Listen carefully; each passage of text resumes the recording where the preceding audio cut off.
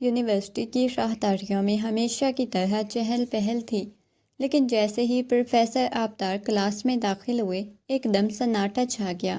ان کے چہرے پہ وہی مخصوص سنجیدگی اور رعب تھا جو کسی کی نظریں ملانے کی ہمت نہ دیتا۔ انہوں نے اپنی ڈائری میز پہ رکھی اور سرد نظروں سے پوری کلاس کا جائزہ لیا، جہاں سب طلبہ مؤدب کھڑے تھے سوائے زینب کے، جو پچھلی نشست پہ سر جھکائے بیٹھی تھی۔ آبدار کی نظریں ایک لمحے کے لیے اس پہ ٹھہر گئیں۔ اس کے سرد پڑتے چہرے اور کانپتے ہاتھوں نے ان کے دل میں ایک عجیب سی ہلچل مچائی، مگر انہوں نے خود پہ قابض رہتے ہوئے ڈسٹر اٹھایا اور وائٹ بورڈ پہ آج کا عنوان لکھنا شروع کر دیا۔ کلاس شروع ہو چکی تھی، مگر فضا میں ایک عجیب سا تناؤ محسوس ہو رہا تھا، خاص طور پہ آبدار کے لیے، جن کی پوری توجہ اپنے لیکچر سے زیادہ اس لڑکی پہ تھی جو ان کی طالبہ ہونے کے ساتھ ساتھ ان کے نکاح میں بھی تھی، مگر اس وقت وہ اس سے بالکل انجان بن کے کھڑے تھے۔ لیکچر کے دوران زینب کی حالت لمحہ بلمحہ بگڑ رہی تھی۔ اس کا جی متلا رہا تھا، بار بار اپنا دوپٹہ منہ پہ رکھ کے متلی روکنے کی ناکام کوشش کر رہی تھی۔ سامنے کھڑے پروفیسر آبدار کی نظریں اگرچہ بورڈ پہ تھی، مگر ان کا پورا دھیان زینب کی طرف تھا، جو پسینے میں شرابور بے حد نڈھال دکھائی دے رہی تھی۔ ابھی لیکچر ختم ہونے میں 20 منٹ باقی تھے جب زینب نے ہمت ہار کے اپنا بیگ اٹھایا اور کسی سے کچھ کہے بغیر تیزی سے کلاس روم سے باہر کی طرف بھاگی۔ اس کے اچانک یوں جانے پہ کلاس میں ایک جم گویاں شروع ہو گئیں، جبکہ آبدار کے ہاتھ میں پکڑا مار کر وہیں رک گیا۔ ان کا دل چاہا کہ سب چھوڑ چھاڑ کے اس کے پیچھے جائیں، مگر وہ اپنی جگہ منجمد کھڑے رہے، کیونکہ وہ جانتے تھے یہ ان کا غلط قدم ان کے اس خفیہ رشتے کو سب کے سامنے تماشا بنا سکتا ہے۔ کلاس سے باہر نکلتے ہی زینب سیدھی کینٹین کی طرف بھاگی، جہاں وومنس واش روم کے قریب تھا، لیکن اس کی لڑکھڑاتی چال اور زرد رنگت وہاں موجود لڑکوں کے گروپ کی نظروں سے اوجھل نہ رہ سکی۔ جیسے ہی وہ دیوار کا سہارا لے کے رکی، وہاں بیٹھے ایک لڑکے نے کہکا لگایا اور اپنے ساتھی کی کوہنی مار کے بلند آواز میں کہا، اوئے دیکھ، بیچائی کو کینٹین پہ الٹی آ رہی ہیں، بالکل حاملہ لڑکی لگ رہی ہے۔ اس کی بات سن کے پورے گروپ نے زوردار ٹھٹھا لگایا اور طرح طرح کے جملے کسنے لگے۔ زینب نے سنا تو اس کے پیروں تلے سے زمین نکل گئی۔ اسے لگا جیسے سب کی نظریں اس کے وجود کو چھلنی کر رہی ہیں۔ وہ ہمت جمع کر کے وہاں سے ہٹنے لگی، لیکن ان کی آوازیں اب بھی اس کا پیچھا کر رہی تھیں، جو اس کی پاکیزگی اور عزت پہ کیچڑ اچھال رہے تھے، جبکہ وہ بے بس لڑکی اپنا آنچل سنبھالے وہاں سے دور بھاگنے کی کوشش کر رہی تھی۔ آبدار، جو غصے کو ضبط کیے کینٹین کے قریب سے گزر رہا تھا، ان لڑکوں کی غلیظ جملے سن کے ایک دم سے رک گیا۔ اس کے کانوں میں جیسے کسی نے پگھلا ہوا سیسا ڈال دیا ہو۔ اس نے مٹھیاں بھیج لیں اور سرخ آنکھوں سے اس گروپ کی طرف دیکھا جو ابھی تک کہکے لگا رہا تھا۔ اسے اپنی عزت، اپنی بیوی کی یوں سر عام تسلیل ہوتے دیکھ کر جی چاہا کہ ان سب کے جبڑے توڑ دے، لیکن اس کی عقل نے اسے فوراً ٹوکا۔ وہ یہاں ایک پروفیسر ہے اور کوئی بھی جذباتی قدم ان دونوں کا مستقبل تباہ کر سکتا ہے۔ اس نے گہرا سانس لیا اور اپنی فائلیں سینے سے لگا کے تیزی سے اس سمت قدم بڑھائے جہاں زینب بدحواس ہو کے گئی تھی۔ اس کے دل میں غصے اور نفرت کی ایک ایسی لہر اٹھی جو ان لڑکوں کے لیے نہیں، بلکہ اس بے بسی کے لیے تھی جس نے اسے خاموش رہنے پہ مجبور کر رکھا تھا۔ آبدار کے کلاس سے نکلتے ہی وہاں موجود طلبہ میں کھسر پھسر شروع ہو گئی۔ وہ دو لڑکے جو کینٹین پہ جملے کس رہے تھے اب کلاس میں آ کے دوبارہ ہنستے ہوئے بولے، لگتا ہے اس کا شوہر رات بھر اس کے پاس رہتا ہے، تبھی تو ایک ہفتے کے اندر یہ حالت ہو گئی ہے ان کی۔ اس گھٹیا بات پہ پوری کلاس زوردار قہقہوں سے گونج اٹھی۔ کچھ لڑکیاں شرم سے سر جھکا گئی تو کچھ اس کے مذاق کا حصہ بن گئی۔ کوئی نہیں جانتا تھا جس لڑکی کا وہ مذاق اڑا رہے ہیں وہ اسی پروفیسر کی منکوہ ہے جو ابھی غصے سے تل ملاتا ہوا یہاں سے نکلا تھا۔ ہنسی اور تمسخر کا یہ طوفان زینب کی عزت کی دھجیاں اڑا رہا تھا، جبکہ کلاس کی دیواریں ان کے قہقہوں سے لرز رہی تھیں، بالکل اس حقیقت سے بے خبر کہ ہنسی جلدی ان کے لیے پچھتاوا بننے والی ہے۔ آبدار کے قدم کلاس کے دروازے پہ ہی رک گئے جب ان لڑکوں نے وہ زہریلے الفاظ اس کی سماعتوں سے ٹکرائے۔ غصے کی ایک ایسی لہر اس کے وجود میں دوڑی کہ اس کے ماتھے کی رگیں تن گئیں، چہرہ تمتما اٹھا۔ اس کا دل چاہا کہ وہیں مڑ کے ان دونوں کی زبانیں کھینچ لے، مگر اس نے اپنی کرسی کے ہتھے پہ گرفت اتنی مضبوط کر دی کہ اس کے پور سفید پڑ گئے۔ وہ خاموش رہا، مگر اس کی خاموشی میں ایک طوفان چھپا تھا۔ اس نے ایک نفرت بھری نظر ان کے ہنستے ہوئے چہروں پہ ڈالی جو اپنی ہی بکواس پہ محفوظ ہو رہے تھے۔ اسے اپنی بیوی کی بے بسی، ان لوگوں کی کم صرفی پہ شدید طیش آیا، لیکن وہ جانتا تھا کہ ابھی کچھ بھی بولنا آگ کو ہوا دینے کے مترادف ہوگا۔ اس نے اپنی فائلیں میز سے اٹھائی اور بنا کچھ کہے بوجھل قدموں سے کلاس سے باہر نکل گیا، جبکہ اس کے پیچھے قہقہوں کا شور ابھی بھی جاری تھا۔ راہداری میں قدم رکھتے ہی اسے دور زینب کا حیولہ دکھائی دیا، جو لڑکھڑاتے قدموں کے ساتھ دیواروں کا سہارا لے رہی تھی۔ وہ ابھی اس تک پہنچنے ہی والا تھا کہ زینب کی ہمت جواب دے گئی۔ اس کی آنکھوں کے سامنے اندھیرا چھانے لگا، وہ جیسے ہی چکرا کے گرنے لگی۔ آبدار نے لپک کے اسے اپنے مضبوط باہوں میں تھام لیا۔ اس لمحے اسے نہ اپنے عہد کا ہوش رہا، نہ ہی یونیورسٹی کے سخت قوانین کا۔ اسے بس اپنی بیوی کی گرتی ہوئی ہمت کو سہارا دینا تھا۔ زینب کا سر اس کے کندھے پہ ڈھلک گیا، اس کا چہرہ ہلدی کی طرح زرد ہو رہا تھا۔ آبدار نے بے اختیار اسے خود میں بھینچ لیا۔ اس کی آنکھوں میں تڑپ اور فکر کی وہ لہر صاف نمایاں تھی جو ایک استاد کی نہیں بلکہ ایک بے قرار شوہر کی ہوتی ہے۔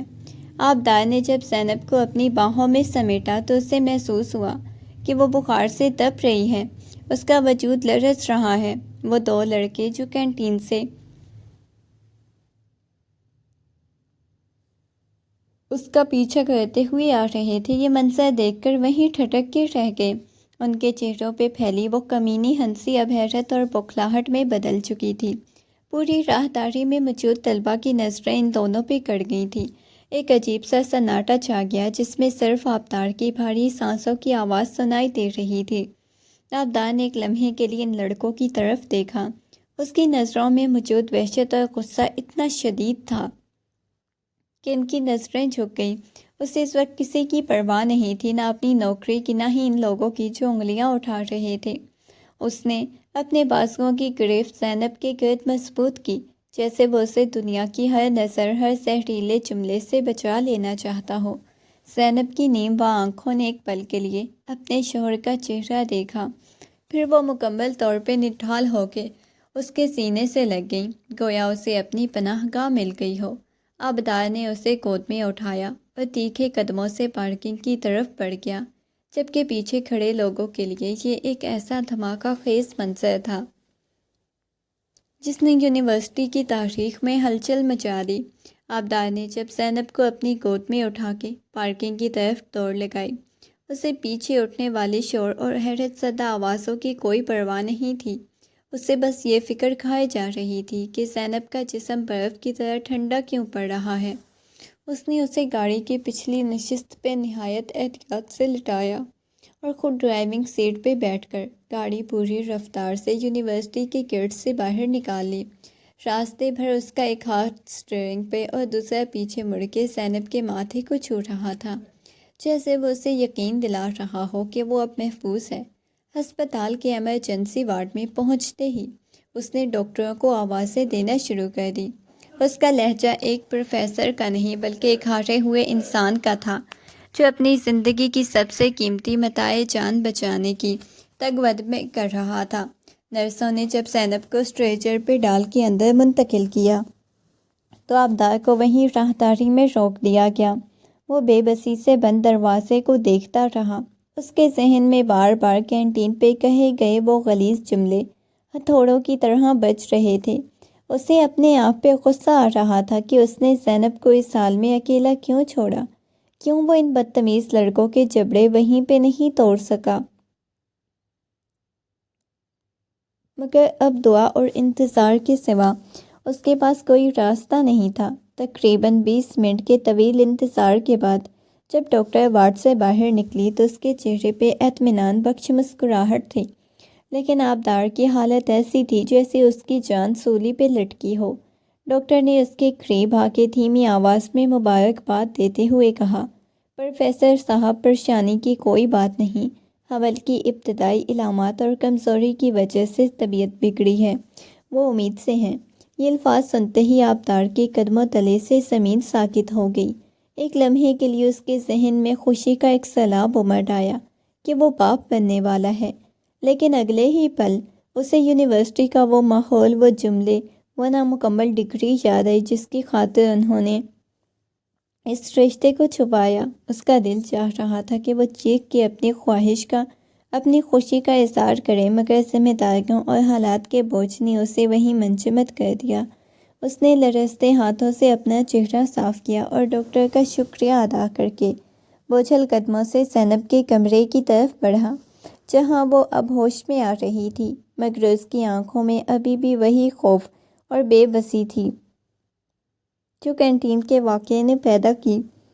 آبدار نے جب کمرے میں قدم رکھا تو سفید بیڈ شیٹ پہ لیٹی زینب کا چہرہ دیوار کی سمت تھا، اس کے کندھے لرز رہے تھے، وہ خاموشی سے رو رہی تھی۔ آبدار نے قریب جا کے اس کے سر پہ اپنا ہاتھ رکھا۔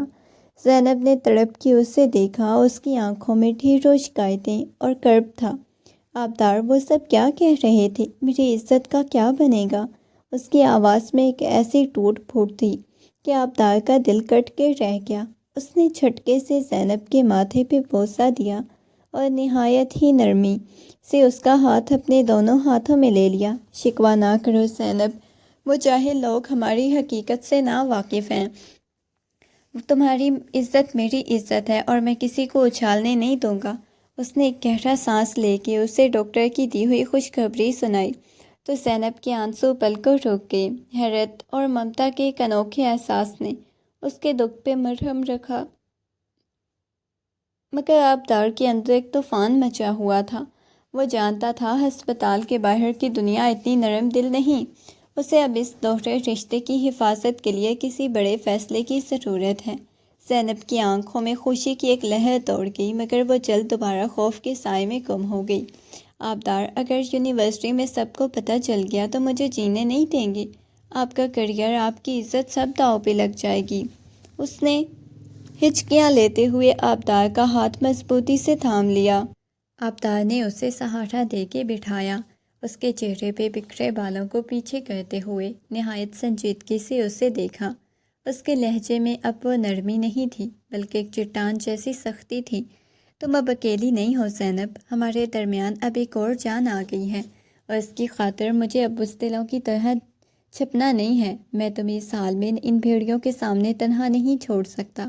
اس نے زینب کو تسلی تو دے دی، لیکن اسے معلوم تھا کل جب یونیورسٹی جائے گا تو وہاں سوالوں کا ایک ایسا طوفان اس کا منتظر ہوگا جس کا جواب دینا آسان نہیں ہوگا۔ اس نے تہیہ کر لیا تھا کہ وہ اب خاموش نہیں رہے گا، چاہے اسے اپنی نوکری ہی کیوں نہ قربان کرنی پڑے، کیونکہ وہ ایک پروفیسر ہونے سے پہلے ایک شوہر اور اب ایک باپ بھی تھا۔ اگلی صبح یونیورسٹی کی فضا معمول سے ہٹ کے تھی۔ ابھی آبدار کی گاڑی پارکنگ میں رکی ہی تھی کہ اس نے محسوس کیا ہر آنکھ اس کا تعاقب کر رہی ہے۔ جیسے ہی وہ اسٹاف روم کی طرف بڑھا، راستے میں کھڑے طلبہ کے گروہ خاموش ہو گئے، اسے گھورنے لگے، کچھ نے تو پیٹھ پیچھے انگلیاں بھی اٹھائیں۔ آبدار کا سر فخر سے بلند تھا، مگر اس کے سینے کے اندر غصے کے لاوے کی طرح ابل رہا تھا۔ اسے معلوم تھا کہ پرنسپل نے اسے فوری طور پہ اپنے دفتر میں طلب کیا ہے۔ جب وہ آفس پہنچا تو وہاں وہی دو لڑکے بھی نظر آئے جو کینٹین پہ موجود تھے۔ ان کے چہروں پہ فاتحانہ مسکراہٹ تھی، جیسے انہوں نے کوئی بہت بڑا معرکہ سر کر لیا ہو۔ آبدار نے انہیں ایسی سرد اور کاٹدار نظروں سے دیکھا کہ ان کی مسکراہٹیں وہیں منجمد ہو گئیں۔ اس نے گہرا سانس لیا اور اپنے کوٹ کے بٹن درست کیے، پورے روب کے ساتھ پرنسپل کے کمرے کا دروازہ کھولا جہاں اخلاقیات اور قوانین کے نام پہ اس کا احتساب ہونے والا تھا۔ پرنسپل کے کمرے میں داخل ہوتے ہی آبدار کو شدید گھٹن کا احساس ہوا، جہاں پرنسپل کے ساتھ ساتھ ڈین آف آرٹس اور ڈسپلنری کمیٹی کے دو ممبران بھی موجود تھے۔ پرنسپل نے اپنی اینک ناک پہ ٹکاتے ہوئے میز پہ پڑی چند تصاویر اور رپورٹ کی طرف اشارہ کیا جس میں کل کے واقعے کی تفصیل تھی۔ ایک پروفیسر نے سریعان ایک طلبہ کو باہوں میں اٹھایا۔ پروفیسر آبدار، آپ کا شمار ہمارے بہترین اساتذہ میں ہوتا ہے، لیکن آپ نے جو حرکت کی ہے اس نے اس ادارے کی اخلاقی بنیادوں کو ہلا کے رکھ دیا۔ ہمیں جواب چاہیے، آپ کا اس لڑکی کے ساتھ کیا تعلق ہے؟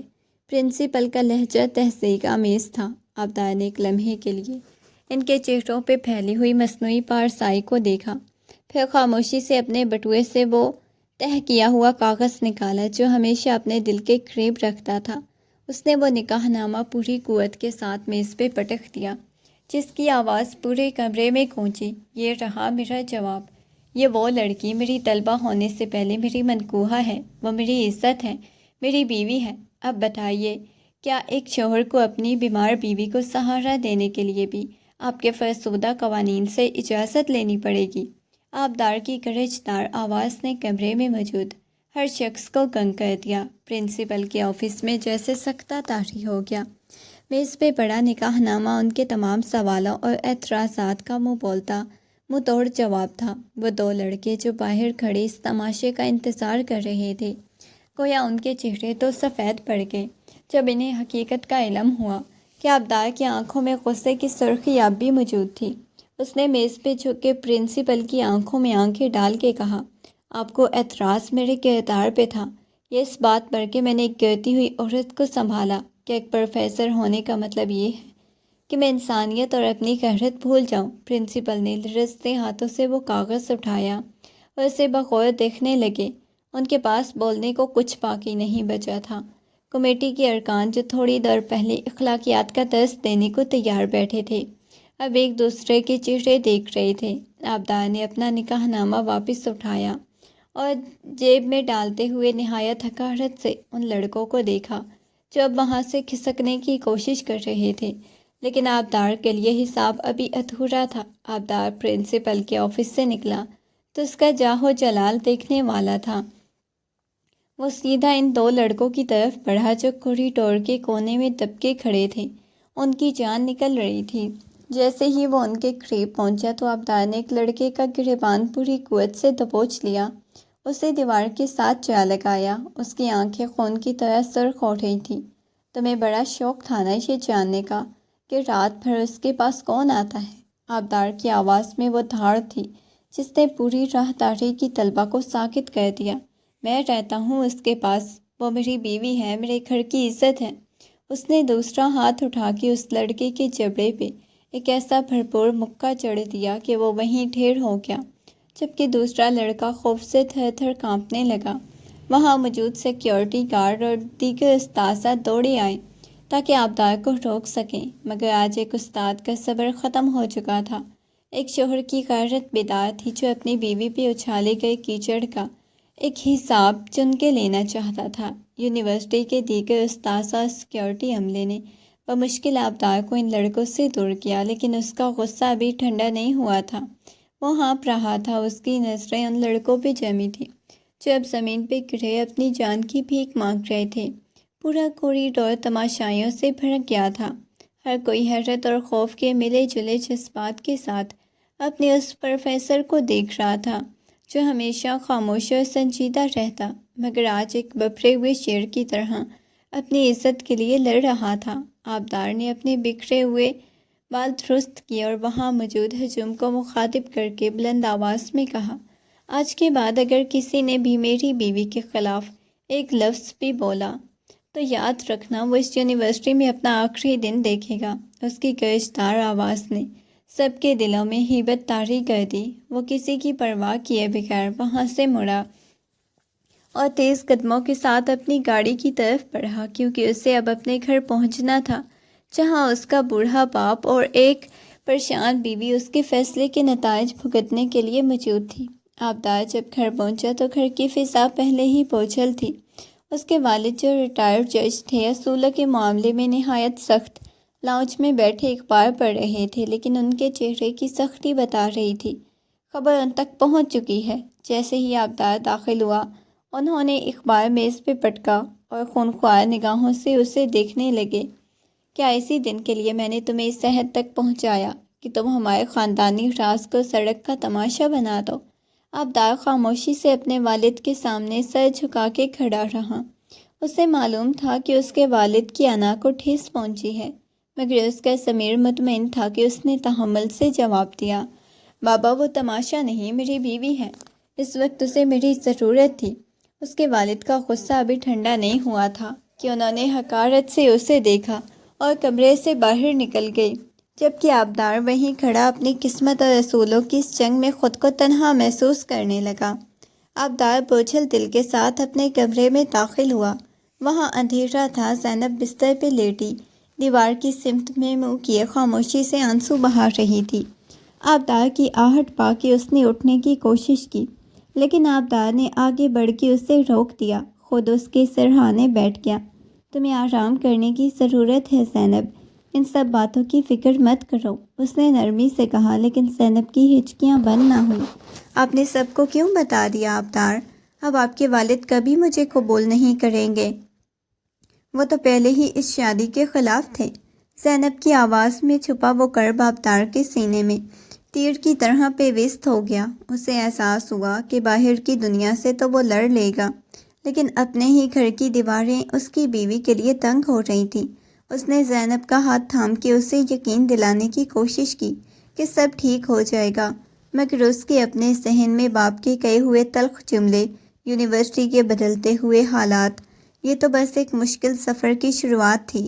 رات کا پچھلا پہر تھا جب آبدار کی آنکھ کھلی تو اسے محسوس ہوا برابر میں لیٹی ہوئی زینب خواب میں بھی سسک رہی ہے۔ اس نے گھبرا کے لائٹ آن کر دی۔ زینب شدید بخار اور ذہنی تناؤ کی وجہ سے بڑبڑا رہی تھی۔ نہیں، مجھے چھوڑ دو، میں نے کچھ نہیں کیا۔ اس کی حالت دیکھ کے آبدار کا دل خون کے آنسو رونے لگا۔ وہ فوراً سے اٹھا، ٹھنڈے پانی کی پٹیاں کرنے لگا۔ کچھ دیر بعد جب زینب کا بخار تھوڑا کم ہوا تو اس نے آنکھیں کھولیں۔ آبدار کو اپنے پاس پا کے اس کے گلے سے لگ کے پھوٹ پھوٹ کے رو دی۔ آبدار، میں اس یونیورسٹی نہیں جا سکوں گی، وہ لوگ مجھے گندی نظروں سے دیکھتے ہیں، میں کیسے سامنا کروں گی؟ آبدار نے اس کے سر پہ ہاتھ پھیرتے ہوئے اسے خود میں بھینچ لیا اور بڑی مضبوط آواز میں کہا، تم جاؤ زینب، تم سر اٹھا کے جاؤ گی، کل میں تمہارے ساتھ کلاس تک چلوں گا اور دیکھوں گا کس کی ہمت ہے جو تم پہ انگلی اٹھائے۔ ہم نے نکاح کیا ہے، کوئی گناہ نہیں، یہ بات چھپے گی نہیں، بلکہ ڈنکے کی چوٹ پہ سب کو معلوم ہوگی۔ اس کے لہجے کا اعتماد دیکھ کر زینب تھوڑی ڈھارس تو بندھی تھی، لیکن چھت کے نیچے بھی ایک جنگ ابھی باقی تھی۔ اگلی صبح یونیورسٹی کا منظر بالکل بدلا ہوا تھا۔ آبدار نے سفید کلف لگی قمیص کے اوپر سیاہ واسکٹ پہن رکھی تھی۔ اس کا چہرہ کسی عزم مصمم کی تصویر تھا۔ وہ گاڑی سے اترا اور دوسری طرف کا دروازہ کھول کے نہایت احترام سے زینب کا ہاتھ تھام کے اسے باہر نکالا۔ زینب کے چہرے پہ اگرچہ سردی تھی، اس نے چادر سے خود کو ڈھانپ رکھا تھا، مگر آبدار کی موجودگی نے اسے نڈھال کر دیا۔ جیسے ہی یہ راہداری میں داخل ہوا تو وہاں موجود طلبہ اور استاذہ کی چامگوئیاں شروع ہو گئیں۔ آبدار نے اپنا ہاتھ زینب کے ہاتھ میں سے جدا نہیں کیا، بلکہ اسے ساتھ لے کے اپنی کلاس کی طرف بڑھا۔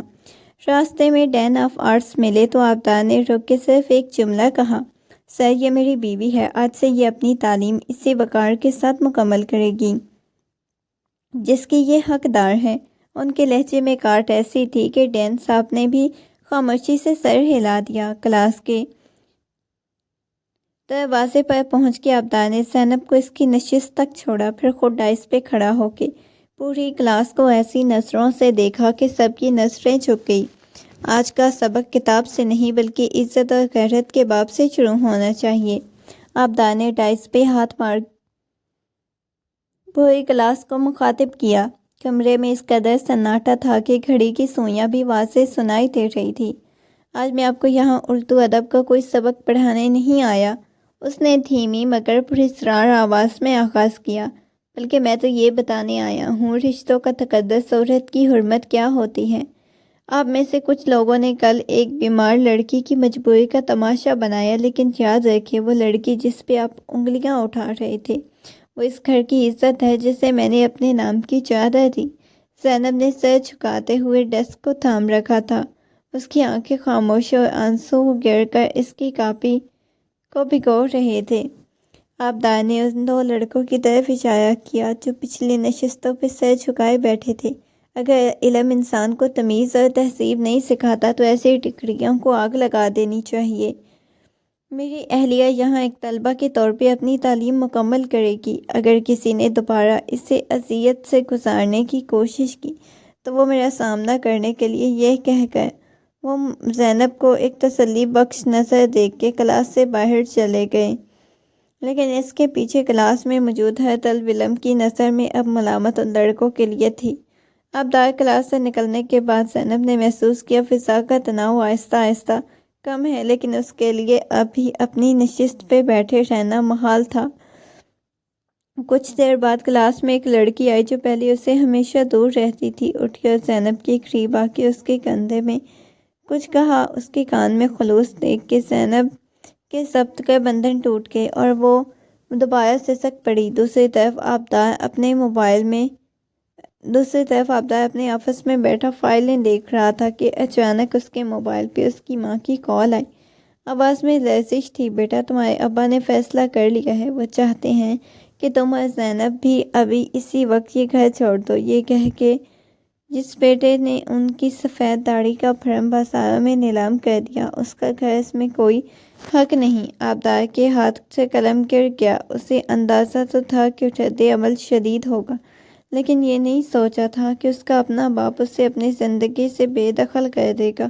اس نے ایک لمبی آہ بھری اور کھڑکی سے باہر دیکھتے ہوئے خود سے عہد کیا کہ اب چاہے پوری دنیا خلاف ہو جائے، زینب اور اپنے آنے والے بچے کے لیے ایک نئی دنیا خود بسائے گی۔ آبدار نے فوراً سے جیب میں رکھا اس کے ہاتھ میں تھوڑا، لیکن اس کی آنکھوں میں ایک عجیب سا ٹھہراؤ آ گیا تھا۔ اس نے فوری طور پہ زینب سے بلوایا۔ جب زینب آفس میں داخل ہوئی تو آبدار کے چہرے کے تاثرات دیکھ کے سب سمجھ گئی۔ بابا نے ہمیں نکال دیا ہے، لیکن اس نے دھیمی آواز میں پوچھا۔ آبدار: میں نے کوئی جواب نہیں دیا، بس اس کا بیگ اٹھایا اور اس کے کام تمام کر کے یونیورسٹی کی راہداریوں سے گزرتا ہوا پارکنگ کی طرف بڑھ رہا تھا۔ وہ پیچھے مڑ کے نہیں دیکھ رہا تھا۔ وہ اسے اکثر ایک پرانے حصے واقع چھوٹے سے فلیٹ پہ پہنچا دیا۔ اس نے کچھ عرصہ پہلے اپنی بچت سے ایک دوست کے نام پہ 2 کرائے کے فلیٹ لیے تھے۔ شاید اسے لاشعوری طور پہ اس دن کا انتظار تھا جب فلیٹ کے اندر چھوٹا سا لٹکا ہوا تالا اور بند کمرے، اس وقت یہی ان کی کل کائنات تھی۔ آبدار نے تالا کھولا اور زینب کو اندر لے گیا۔ زینب، یہ گھر شاید میرے باپ کی حویلی جتنا بڑا نہیں، لیکن یہاں تمہاری عزت پہ کوئی حرف نہیں اٹھائے گا۔ یہاں ہم اپنی زندگی شروع کریں گے۔ زینب نے خالی نظروں سے کمروں کو دیکھا، پھر آبدار کو اس کی آنکھوں میں ڈر نہیں بلکہ اپنے شوہر کے لیے بے پناہ مان تھا۔ اس نے خاموشی سے جھک کے فرش پہ دیکھا، مٹی صاف کرنا شروع کی۔ ان کے نئے سفر کا پہلا قدم تھا۔ آبدار زینب کے لیے فلیٹ کے وہ چند دن گھٹن مگر پرسکون تھے۔ وہ دونوں مل کے ایک دن کا جوڑ کے اپنے آشیانہ سجا رہے تھے۔ آبدار صبح یونیورسٹی جاتا، شام کو ٹیوشن پڑھاتا اور دیر سے لوٹتا تاکہ اخراجات پورے کر سکے۔ ایک شام جب وہ گھر آیا تو دیکھا کہ زینب کچن میں کام کرتے ہوئے تھک کے کرسی پہ بیٹھ گئی۔ اس کا چہرہ زرد تھا مگر آنکھوں میں اطمینان تھا۔ آبدار نے اس کے قریب جا کے اس کے ہاتھ میں ایک چھوٹا سا لفافہ تھمایا۔ یہ کیا ہے؟ زینب نے حیرت سے پوچھا۔ یہ تمہاری ڈگری کی فیس کا چالان ہے۔ میں نے تمہارا ایڈمیشن بحال کروا دیا۔ تمہارے فائنل پیپرز کی ڈیٹ شیٹ بھی آ گئی۔ زینب کی آنکھیں بڑھ آئیں، لیکن آبدار نے اسے بات مکمل نہ کرنے دی۔ تمہارا قلم جو لوگوں نے ہماری شادی پہ اٹھائے تھے، تمہیں ایک کامیاب رائٹر، ایک بہترین طالبہ بن کے دکھانا ہے۔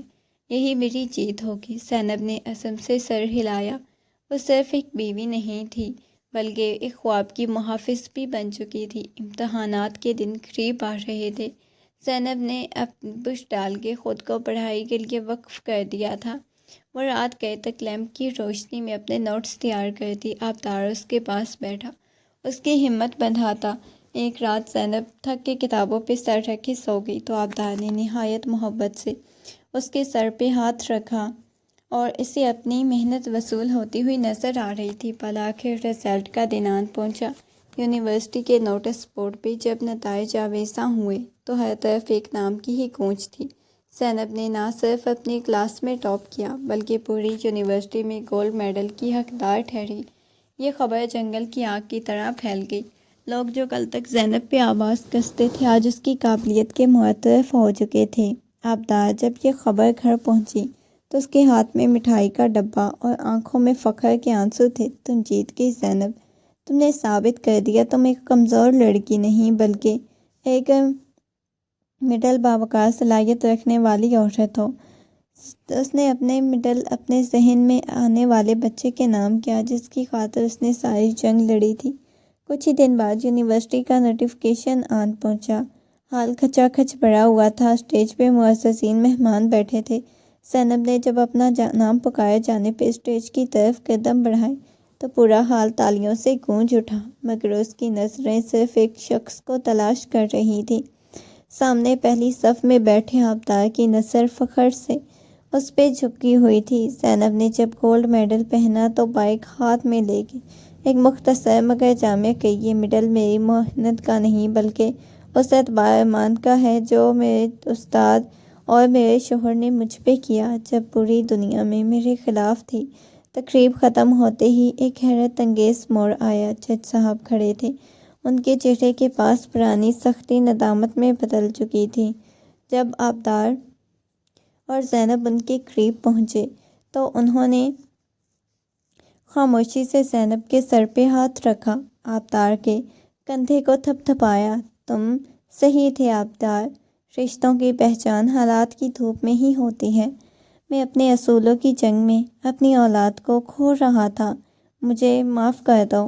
انہوں نے جب سے گھر کی چابیاں نکال کے برآمدے کی ہتھیلی میں سے رکھ دیں تو بہو کو گھر لے آؤ، اس گھر کو ایک نئے چراغ کی انتظار ہے۔ آبدار اور زینب نے ایک دوسرے کی طرف دیکھا، ان کا امتحان ختم ہو چکا تھا، ایک نئی باوقار زندگی ان کی منتظر تھی۔